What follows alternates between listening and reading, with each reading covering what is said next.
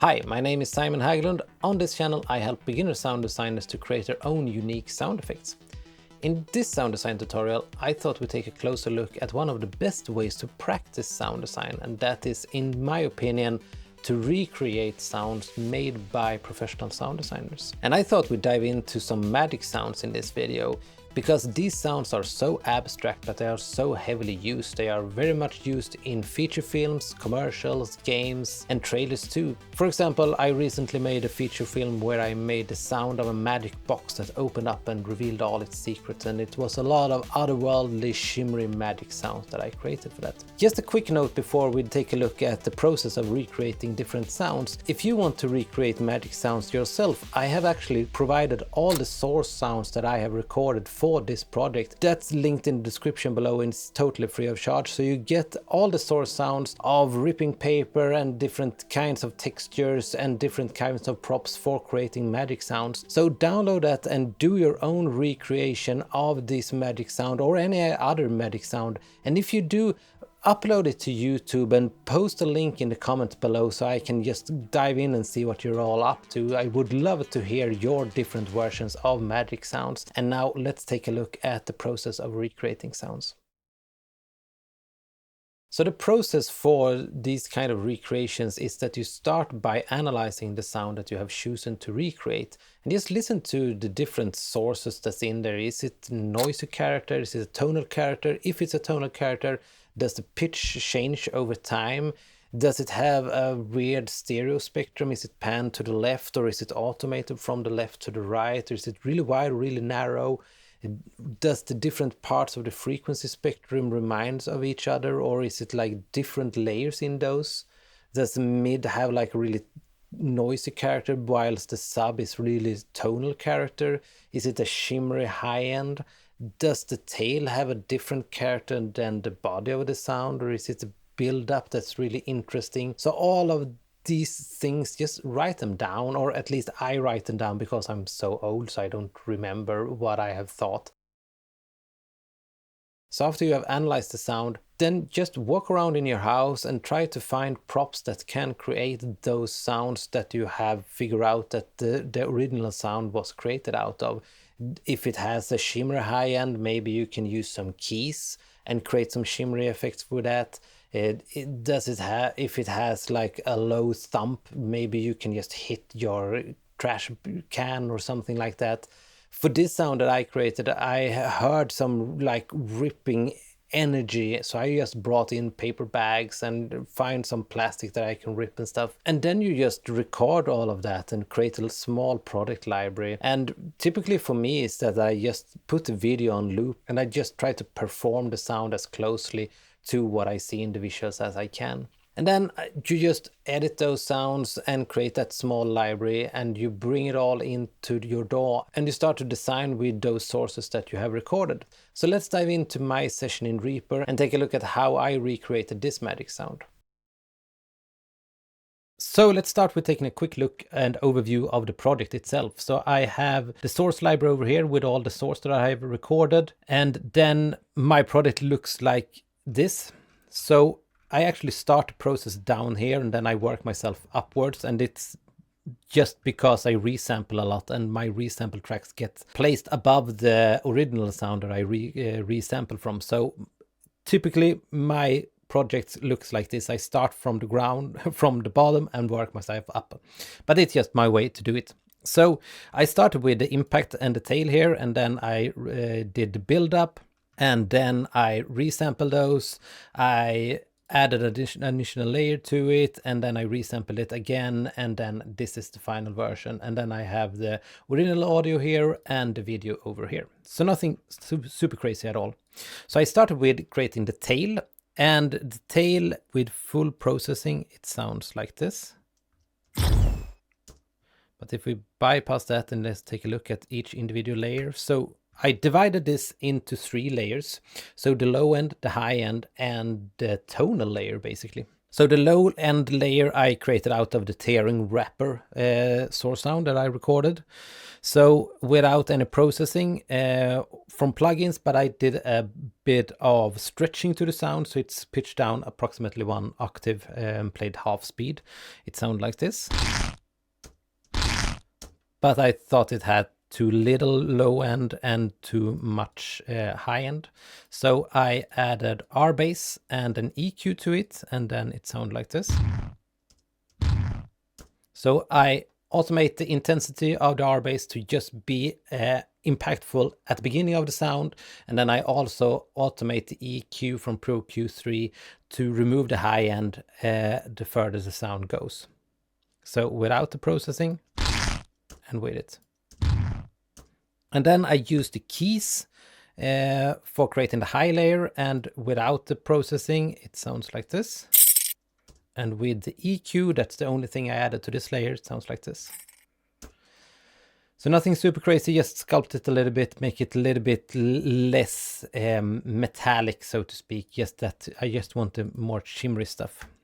And then I used Faceplant to create the tonal layer. And ironically, I used the noise oscillator to create the tonal layer, but that's because the original sound didn't have like a really clear tonal character to it, but it has a little bit of tonal shimmery tail to it. If you have a listen to it, it sounded like this. So just in the end there, pew, pew, it has that kind of vibe to it. I wanted to create that because I couldn't get that out of my layers that I had. And since that was like a so noisy tonal layer, so to speak, I thought I'd just create it with some noise and add a resonator and filter out the stuff that I didn't want in it. And then I just modulated the pitch itself in the resonator with the curve. So that layer sounds like this. So the 3 layers together sounds like this. And then I did some bus processing to them too. So I have a snap heap where I automate the pitch and I just filter out some of the low ends, and then I automate an EQ to remove some of the high mid frequencies over time. So together with those, it sounds like this without the bus processing. Just sculpt it a little bit more, makes it feel a little bit more like one cohesive sound instead of 3 different layers. After that, I created the build-up sound, and this is created out of the tearing wrapper paper one more time, and the Faceplant once again with the noise oscillator. So without any bus processing here, the wrapper sound was this. This is also stretched out a little bit and plays slower. And then I have some, for the build-up, I have some automation on the panning here. You can hear it goes from the left over to the right. And it just, when he pulls out the wand and he moves his arm over to the left, I want to just have that in there. So nothing super crazy, it's just an automation of the panning. But then I added this EQ to this. So it's not automated or anything, it just removes some of the mids. And then the Faceplant patch looks like this. Just some noise with a shaper, nothing crazy at all either. So the heavy lifting of this layer is on the bus processing level here. So I start with, we can have those open. I start with Timeless to just create a little bit of delay, a little bit of cloud around the sound basically. Without it. Really subtle. Just adds a little bit more life to it. And then the big impact comes with this Volcano 3. And here is a filter that I modulate with a really fast LFO. And I also modulate the frequency with this envelope here. So it will go up and go down according to this. And it will also move according to this. So it sounds like this. Without it. With it. And that's very much the movement that we hear in the original.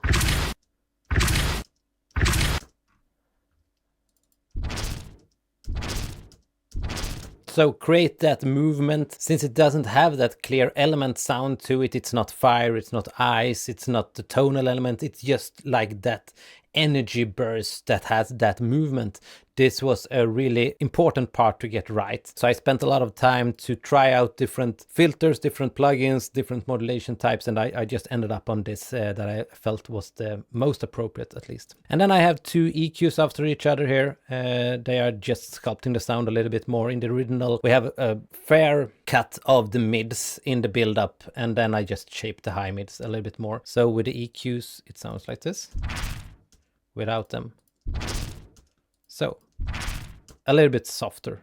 And then the build-up and the tail are going into this bus processing here, where I just add a limiter and some parallel compression. So nothing super crazy at all here either. We will boost the volume and add some energy to it. Without it, both layers together sounded like this. And with the bus processing, so just brings up the volume basically. So what I did next was to resample this, because I wanted to bring some more low end to it and a bit more like smeared out sound, a little bit more like magical sound to it, and I thought the granular processing could be the solution to that. So I took this sound and just bounced it over to this sound, this track here. So this is just a resample of this, and then I EQ'd this to remove the low end, and then I created this layer here that I thought could be the low end. So I took the sound, this sound, and just added it into Faceplant. So this is the sound. And the original one was this. So it gets that a little bit more smeared out sound, because I just used the grain envelope to smear it out a little bit, but I used a warm start, so I still get that initial hit of the sound. So then I took that patch and resample it over here. So I got a little bit of control over the beginning and the end of the sound. And then I ran the new low layer, so to speak. We call this low layer and high layer into this bus or this group over here. So if you bypass the processing here, it sounds like this. So just add a little bit of parallel compression with the native digital drum compressor in Reaper. Without it. With it. It's subtle. Nothing crazy. Adds a little bit more energy. A little bit of soothe to control a little bit of the high mids. Nothing crazy at all either. And then a limiter here. Barely does anything either. And then I took that sound, resample it again, because I felt like the beginning and the end of the sound were too similar. So I wanted the second part, the impact part, to be a little bit lower. So I just cut that out and processed them individually again. And to this part, I added this frequency shifter, and it just shifted 47 hertz down. It's nothing crazy at all. It just creates this effect. And without it, a little bit softer, a little bit lower in frequency range. So the original sound was this, and my version was this. Alright, that was my recreation of this sound. It's of course not an 100% match, just identical sound, but it came kind of close at least. And that's not the main purpose, to create a copy of the sound. The main purpose is to learn how it's made. So when you're faced with the challenge to create a sound like that in a similar situation, you know what they are contained of, you know how to create them, and you know the full process from recording and finding the different sources to design the full sound. So I highly suggest that you do this a lot. I love to make them. And if you have some suggestions of different sounds that you want me to recreate like this, just post it in the comments below. Is it explosions? Is it dragon roars? Is it baby squeaks? yeah, whatever. Whatever you like, just post it in the comment below and I try to recreate it for you. And I, of course, post all the source recordings for all these kinds of videos. If you want to dive in and take a look at some more in-depth sound design, I can highly suggest this video where I break down my full process of creating the trailer for the Heaviosity competition that they held just a couple of months ago. So dive into that, take care of each other, and I see you in the next one.